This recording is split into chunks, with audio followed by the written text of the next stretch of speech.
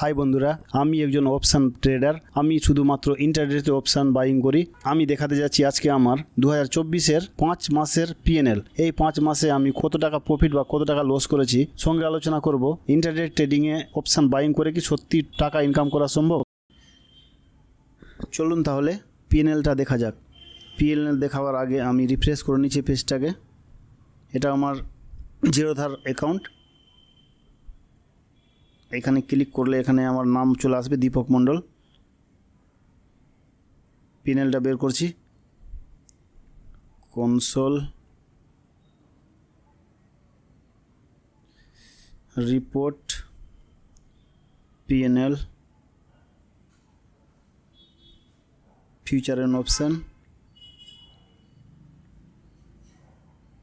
জানুয়ারি 1 তারিখ থেকে আজকে পর্যন্ত টোটালটা বেরিয়ে গেল, দেখতে পাচ্ছেন। আমি একবার রিফ্রেশ করে দিই যদি কারো মনে হয়। রিফ্রেশ করলাম, ইকিউটিকে ফিউচার অ্যান্ড অপশান, এখানে হলো জানুয়ারি 1 তারিখ থেকে আজকে পর্যন্ত। চলেন, টোটাল হচ্ছে 2,24,000 টাকা। এটা হলো টোটাল। এবার চার্জেস কেটেছে মোটামুটি 52,000 টাকা। আর net realize profit and loss, মানে আমার যত টাকা টিকে আছে এই 5 মাসে, সেটা হচ্ছে 1,72,000 টাকা। আমি যখন জানুয়ারিতে ট্রেড করা শুরু করি তখন দেখতে পাচ্ছেন যে আমার এখানে রিস্ক ছিল 3,000 টাকা জানুয়ারি মাসে।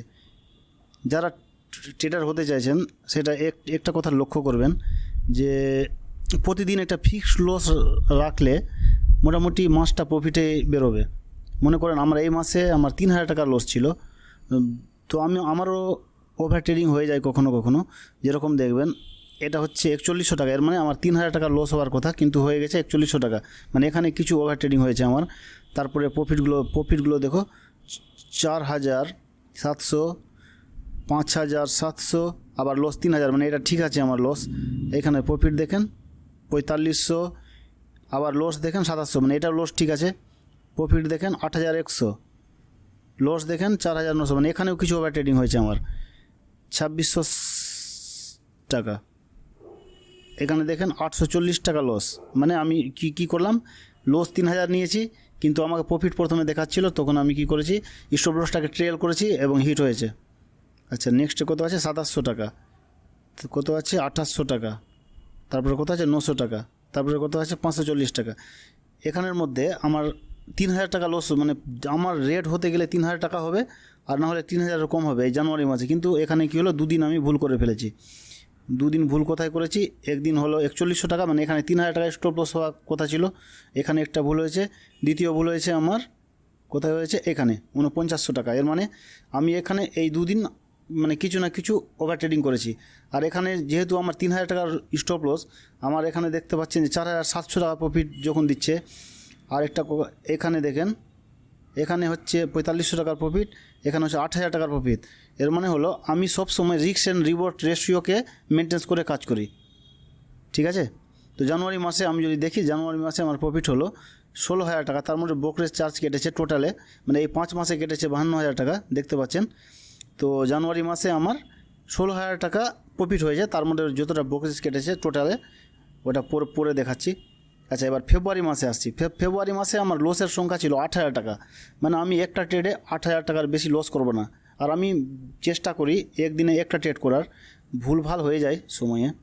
এখানে যদি দেখি আমি ফার্স্ট ট্রেড দেখো 22,225 টাকা, তারপরে আমার ছোটো মোটো প্রফিট আছে এগুলো। এইটা কেন বড় হচ্ছে 26,000 টাকার প্রফিট, তারপরে 6,000 টাকার প্রফিট, তারপরে হলো 30,500 টাকার প্রফিট। এবার ছোটো ছোটো প্রফিট আছে এগুলো আমি কোস্ট টু কোস্ট এনে ট্রেল করেছি। আমাকে এগুলোতে প্রফিট দিচ্ছিল কিন্তু আমি অতটা প্রফিট নেইনি, ট্রেল করে রেখে দিয়েছি এবং আমাকে ট্রেলিং স্টপ লস হিট হয়েছে বলে এগুলো ছোটো ছোটো প্রফিট আছে। এবার যখন আমার লস হয়েছে, এখানে দেখেন 10,000 লস। এর মানে এই মাসে আমার 8,000 লস ছিল কিন্তু হয়ে গেছে 10,000 লস।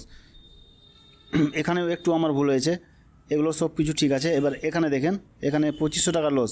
এর মানে এখানে আমাকে প্রফিট দিচ্ছিল কিন্তু আমার রিস্ক রিওয়ার্ড রেশিও মানে মিনিমাম 1:3, মিনিমাম আমার রিস্ক রিভার্স রেশিও হচ্ছে 1:3।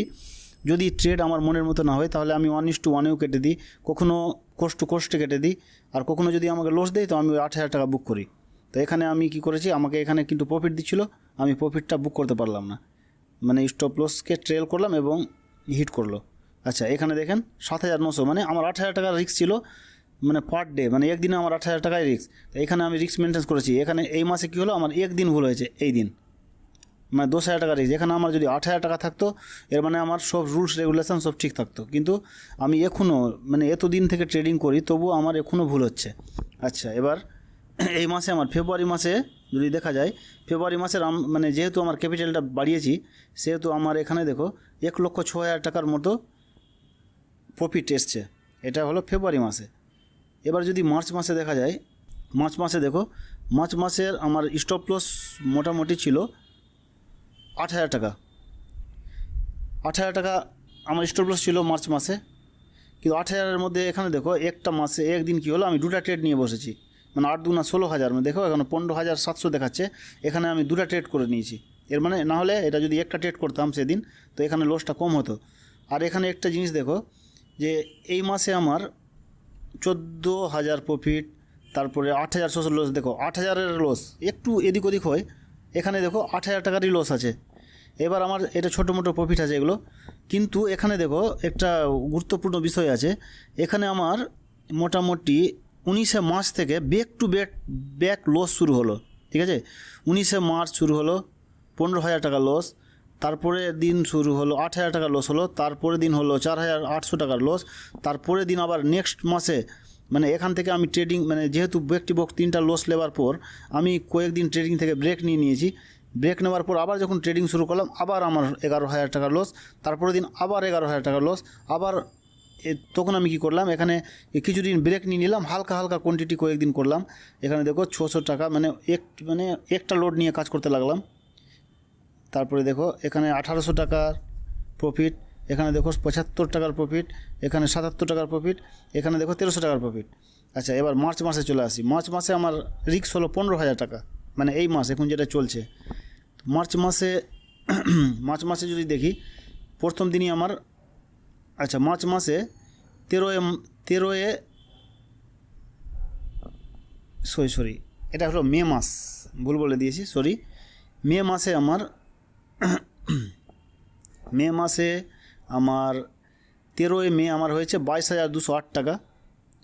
আচ্ছা এবার হলো এখানে 9,485 টাকা, এটা হলো 14 তারিখে।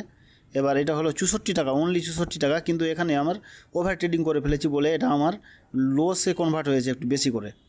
এবার নেক্সট সব থেকে বড়ো প্রফিট হয়েছে আমার এই কালকের দিন, যেটা হলো 16 তারিখ মে, মানে কালকে যেটা দিন ছিল ওটা আমার সবথেকে, যে 15,000 টাকার স্টপ লস ছিল আমার, কিন্তু একটু ভালো ক্যাপচার হয়েছে